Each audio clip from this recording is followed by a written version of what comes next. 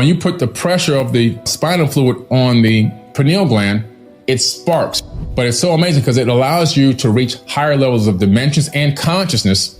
When you tap into that, you bring awareness to it, your intuition skyrockets. The fluoride converts into fluorine and becomes 10 times more toxic for the body. It's a neurotoxin at that point. One of the biggest things you can do to detox your pineal gland is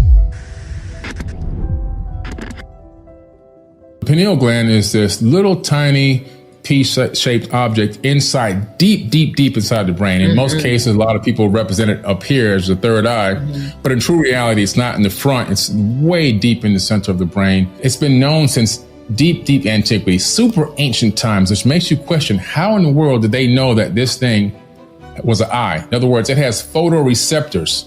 Now, you would have to be able to, first of all, do an autopsy on somebody, take it out, and then analyze it to see what capabilities it even has. So they had some technology, I'm just saying. But they knew that this thing had the capability of receiving photons and light waves and then channeling it throughout the body, which is pretty interesting. Also, the third eye, it has these hairs on it, which are like receiving antennas, because it's your spiritual antenna. It's your connection to the higher dimensions that exist. We know that this universe has 11 dimensions based on string theory.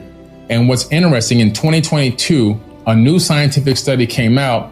They just discovered that the human mind can exist and perceive up to 11 dimensions, the same amount as the universe. So we now know that our mind is a fractal of the whole, and this is peer-reviewed quantum physics. So it's not like off the top of my dome, right? But that has primarily to do with the third eye. It's also made of crystals. There's crystal in there, and crystals have an amazing power. When you put pressure on a crystal, it releases energy. That's what's inside of a lighter. If you have a big lighter, when you spark the lighter, that's not a flint in there or some type of Kindle. That's actually a crystal inside the big lighter. You put pressure on it, it sparks. When you put the pressure of the spinal fluid on the pineal gland, it sparks. So you can actually transmit, you can push the fluid up your spine into that area and put pressure, it'll spark. When it sparks, it releases DMT. And through breath work, you can create the same experience as taking ayahuasca, which is why I'm a big believer in breathwork meditations. You can have your own DMT. You don't have to take it from a plant and have somebody out in the jungle somewhere. You don't even know if they're going to take advantage of you, because it's happened to a lot of people. You can do it in the privacy of your own home, watching a breathwork video with a guided meditation, and you can trigger the same exact response through a breathwork meditation as taking ayahuasca. But it's so amazing because it allows you to reach higher levels of dimensions and consciousness within your same body. And it's just really gives you a perception that you normally wouldn't have. When you tap into understanding how the third eye works, it's almost like waves of water crash on you when you're in the ocean if you're just standing still. So the average person is like a person standing in the ocean with the wave crashing over them. And when the wave crashes, that's when they realize, oh, this moment just happened. But when you're operating from your third eye, you're surfing on the wave. So you're closer to real-time information, because scientists discovered that there's a 7 to 8 second delay in between the time that something happens and the time that we realize it happens. They did this amazing scientific study where they put people in different rooms, dark rooms with TVs and electrodes of EEG connected to their brain, connected to computers. Originally, this experiment was simply to do one thing and one thing only: see what the brain looked like based on certain emotions. So every 10 seconds, they would show a different image: a woman coddling a baby, a bed of flowers, somebody getting murdered, a car accident. So it was flipping back and forth between tragic and peace. What started happening in every case study is this: the brain started transmitting to the computer 7 to 8 seconds ahead of time what the next image was going to be. And they realized something. Wait a minute. The brain has already experienced, consciousness has already experienced what's happening. It took us in this corporeal body 7 to 8 seconds to actually realize it, for it to be now current time.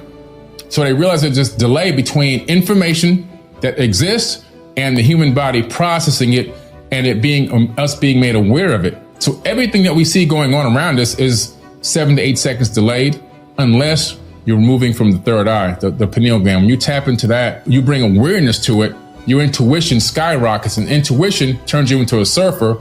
versus a person that's standing in the ocean waiting for the wave to crash over them. What are a few ways we can detox our pineal gland? The first thing is your water. You must drink unfluoridated water. Your water, most water, especially tap water, has fluoride in it. You go to a restaurant, Columbia University makes it possible for you to attract money to you. If you think attracting money to you... This is what happens when you leave the matrix. Pay close attention. The last part is surprising. They all have a glass of water. That's fluoridated water. Everywhere you go, they're giving you that fluoridated water. Some bottled waters also have fluoride in them, so you have to be careful what bottled waters you get. Saratoga is great, and Mountain is great. Those two. Fiji is also pretty good.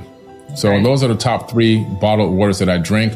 The first 2 I named, Saratoga and Mountain, come in glass bottles, which I love because you get away from plastic that way.